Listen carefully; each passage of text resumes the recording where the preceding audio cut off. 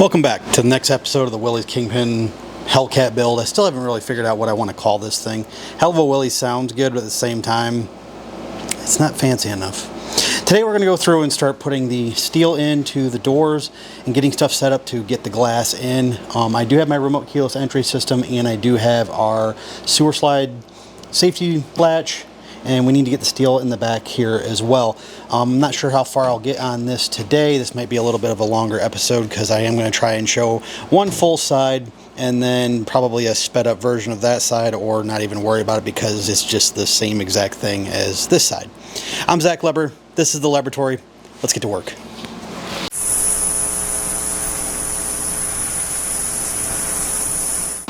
To get started, we've got to go through and grind up the inside of these doors a little bit to make sure that our steel adheres to it well. And I'm also going to cut out this center section to make it easier to get into the window area, the regulator, and all that type of stuff.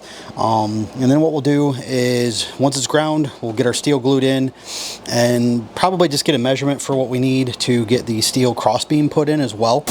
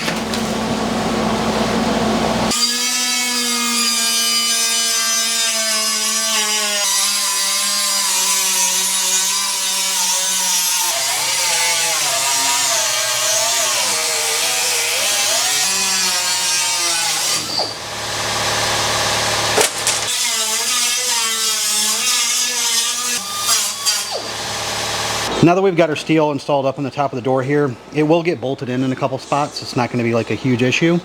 We got to go and take this piece of steel and drill tap it so it can fit to the back side of the hinges. That way we have something backing it up so it doesn't try and pull the glass through. I guess that's the easiest way to explain it, but I'll show you what I mean.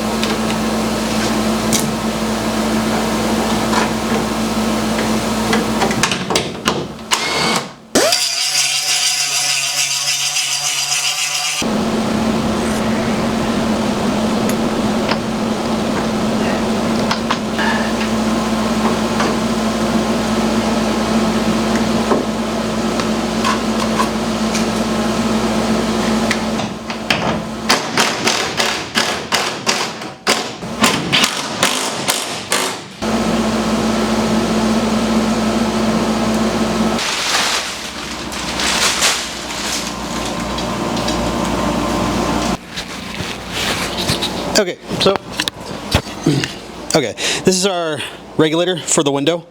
It's going to end up going somewhere right in here. I will have to cut it down. We're going to measure the window and then measure where the window is going to be all the way down. I do like to keep the glass underneath the sill here about 3/8 of an inch. That way it goes down and kind of hides out of the way, especially when you're cruising with the window down. But we're going to go through and shorten it up a little bit. I'm going to set the glass in first to make sure we don't cut it too short, because that would suck, because these are probably $300 or $400 for the kit, and yeah, I don't want to replace it. So let's get to it. So this is our window regulator. We're gonna have to cut this down to fit in here correctly, because it's probably gonna end up about, I would say, somewhere right in there. And we obviously can't have this post sticking out, so it's gonna end up somewhere in this area. What I do is I'm gonna bring the regulator holder, the bracket here, all the way down and mark where my glass is gonna sit.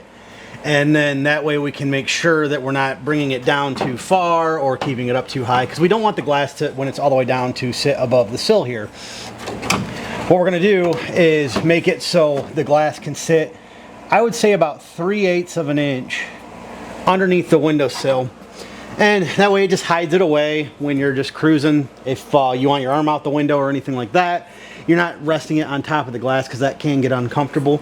And luckily it's a 41 Willys. This is probably one of the easier cars to do this on. It's still a lot of work to put these windows in, but at the same time, like, I've done more of these than I can probably count at this point. I actually do have a count on it, but that's beside the point. In these builds, this is where it starts getting kind of nerve-wracking, is when you start messing with the glass. This stuff's really expensive now. We used to be able to get like a piece like this for probably like $80, and it's well over 200 at this point. It's scary because, like, you know, if you're building this and you mess up both sides, you're out like almost $500. So what we need to do is we're going to take and we're going to put the glass up as high as it can go into the channel here, and we're going to get somewhat even. And all I'm going to do is mark the top of the glass. I'll explain in a minute why. And then I'm going to come down and I'm going to set the glass precisely kind of in the area where I want it. Yeah, precisely kind of. And we're going to mark the bottom of the glass. It does not need to be perfect. We just need to know that we're setting it up so it's below the sill line. I do like to take and, whew, there's dust on this. Dust everywhere. So I kind of rig up a drill battery, and we'll get the branding off of there. Not that it really matters, but I rig it up like that. And then we're going to take and get our wiring out for the regulator itself. There's two little prongs here, and I have to test every single one of these because sometimes they are reversed, and I don't know. These motors are the exact same, and I'll get a kit where the wires are the same for both sides, because it's like the motor just kind of goes off of which side is hooked to the actual cable in here, but like the wiring's the same. And then I'll get ones where they're totally different, so I got to go in and test it to make sure that it goes the direction I need it to go. And we want it to go down, so I'm going to hit the black wire ground on the positive. If it goes up, we got to go the other direction. Yep. So we need to change these around, and then we're going to plug them in solid, so that way they can't come back out. And they got little clippy bobs in there. Yeah, like that. Now it should go down when I put the ground to the positive side of the battery, which I think is getting very close to being dead. Maybe not. And then we're just going to get it so it rests all the way down. We can kind of eye up where we want this to stop. And it's going to be actually right in there. Now, because the glass is going to stop here, that means that I need the track only to go about that high, but we're going to play it safe and cut it just under this steel line. And then we can kind of hide everything in, or not kind of, but we can hide everything inside the door. Probably should go through and mark my center lines and all that fun stuff. You can hear my knees creaking. If you guys haven't noticed, in these doors already, I've got every bit of 10 hours getting them set up, getting the steel put in, and just the basic setup for the car, in the basic setup for the car. So it's 34 inches. That's 17-inch center line. So we'll come over here. I'm gonna mark it right at 17, which I was already kind of close. Probably should put the camera off to one side. So we're a little off. I'm just gonna bring this guy over a little bit, and we'll cross that one, and we'll mark this as center line of door. That doesn't necessarily mean that's the center line of your glass, because some doors can be longer in this range, and if you try to go that way with it, it might not actually center up with the opening itself, which can be kind of a hassle.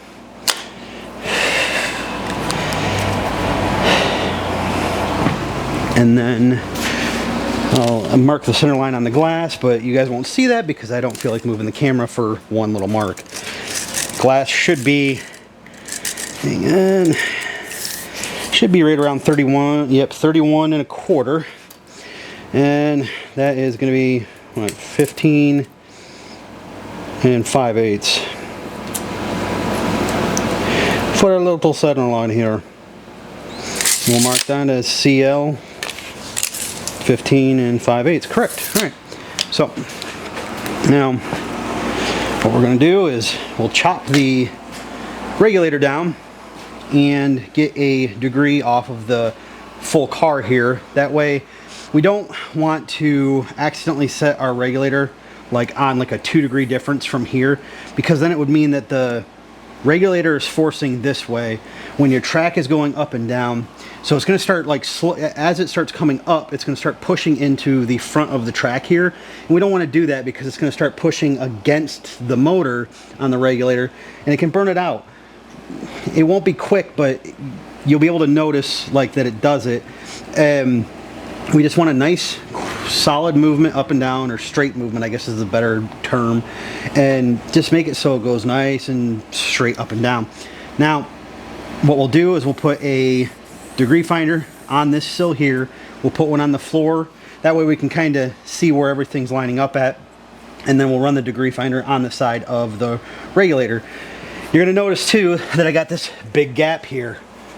When we go to cut this down, we'll say this guy's going to be about right here. We'll take and we'll clamp this guy right here after it's cut. I got a piece of steel that goes from right here over to here, and it gets bolted in, and then our piece gets bolted in right there. I'm going to keep this as close to the door as I can, and probably actually about the height it's at right now, or depth it's at right now, is probably exactly where I'm going to leave it. I am going to flip around my regulator bracket down here, so that way it does bring the glass a little bit closer to the inner door, and then we got more to work with on the outer door when we try and wrap the skin around the when we try to wrap the skin around the top.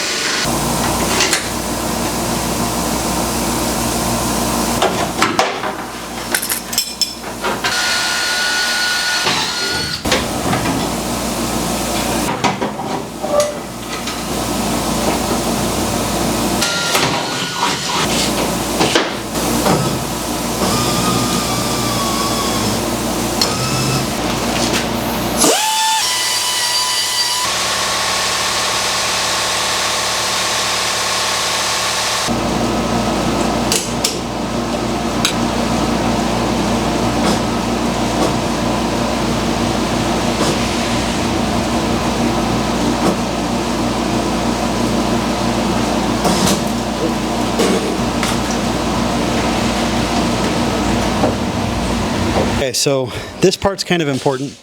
Something that I like to do when I'm installing these windows, I take my digital angle finder and I place it right on the regulator track and showing that we have 5 degrees of inward angle, which I'm going from the top here. So it's right on 5 degrees. Now, the glass is showing 6.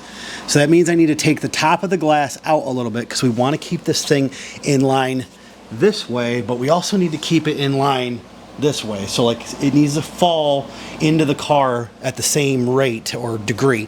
So if we're at like 5 here and we're at like 7 here, it means it's going to have a little workaround that's going to have to do with the track, and that's a potential breaking point. But this is how you dial it in. This is how you make a nice functional car, is a lot of just tedious work and a little bit of math. It's not so bad.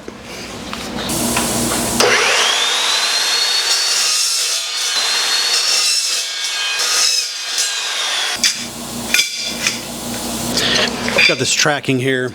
We're going to wrap it right around this channel and then use these little stanchions that I made to basically weld to here, and it'll hold the bottom half of the window in place. The upper half will be held in place with our adhesive.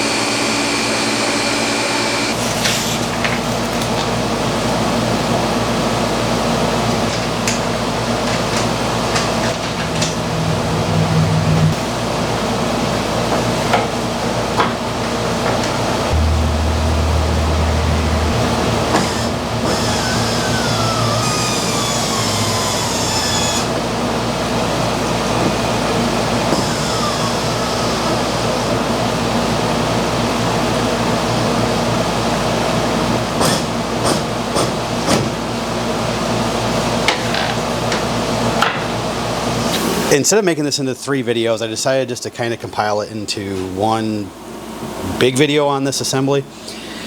We have the inner doors pretty much wrapped up.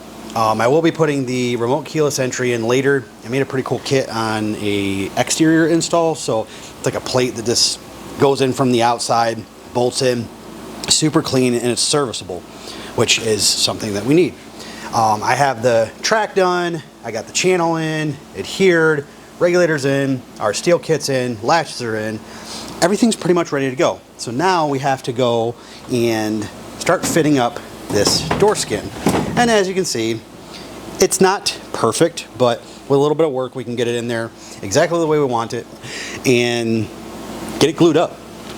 This does take a little bit of time.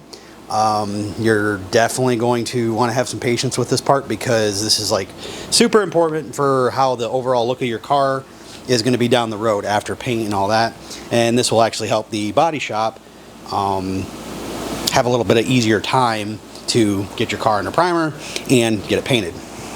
So what we're going to do now is we're going to grind up the back side and get it ready to start fitting. I don't know if you guys are going to be able to hear me, but I'm going to leave my dust mask on. I'm going to set this up in place like so, and we're going to use our body line right here as our main focal point. And what you're going to notice is some of the spots are going to be low and some of the spots are going to be high on the door skin. Here we know we got to take some material out and get it so it sits down into the jamb. And here we got to bring the jamb out. What I like to do is I use our fiberall to make basically a spacer there to bring the door out. I'm just trying to get the door as level as possible all the way around. And then what we'll do is when everything's glued together, I'll come back and I will fill in those gaps that it makes with glue or fiberall. The fiberall is just as strong as the glue that I use. And it looks like we got a pretty decent fit all the way around. I got a couple low spots. And all I'm going to do is just put a little fiberall in. I'm going to show you that here in just a second. I got some weird high spots too. And then some spots that are surprisingly perfect already.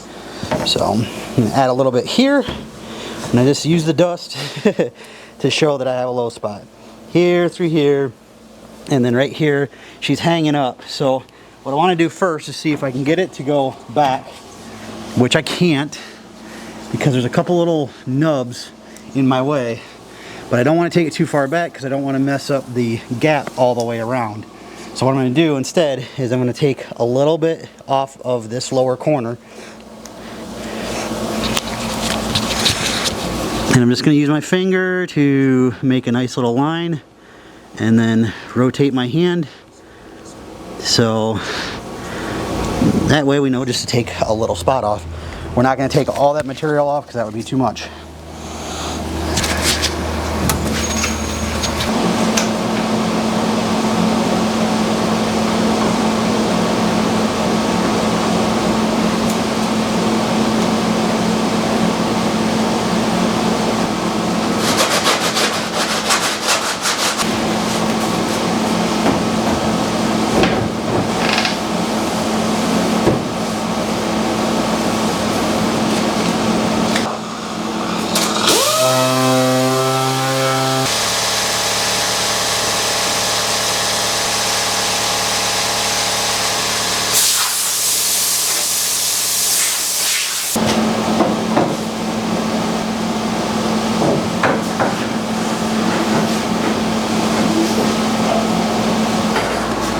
When it comes to gluing your skin on, ratchet straps, paint sticks, and obviously a really good glue. This is what's called Spoke Materials SP 600-20 MMA. This stuff is super strong.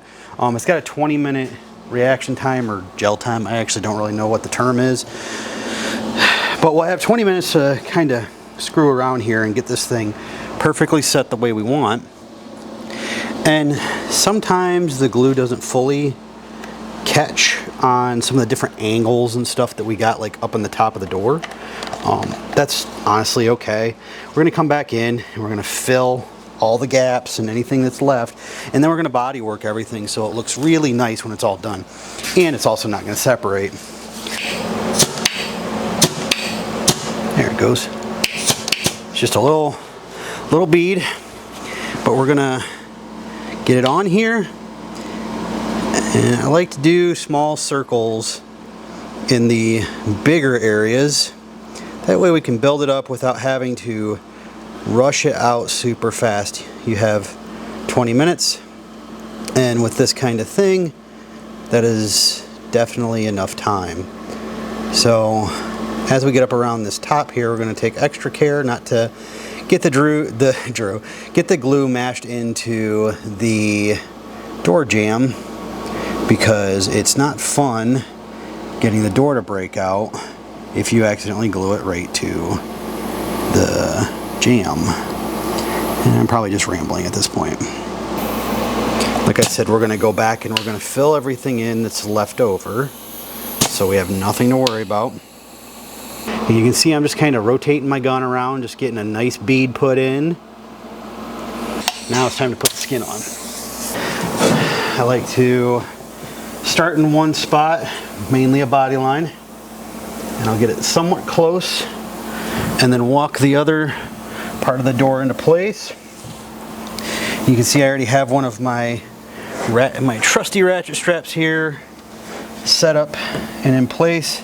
I'm going to knee in, and this does take a little bit of practice, but like I said, you got 20 minutes on this style. There are plenty of other glues and adhesives on the market to do this with, and for those of you that are like, oh my god, it's glued together, well, so are semis, and a lot of panels at the big companies get glued together, so why can't we do it? And honestly, if you don't like it, don't watch the videos. It don't bother me none, because I'm going to still build cars just the way I'm doing it. And I like to try and get one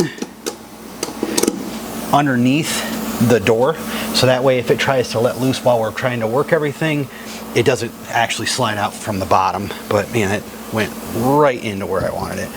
And what I'll do is I'll push in on the door and make sure that glue touches. And we're going to take one of these guys and just kind of get it so it just puts a little bit of surface tension.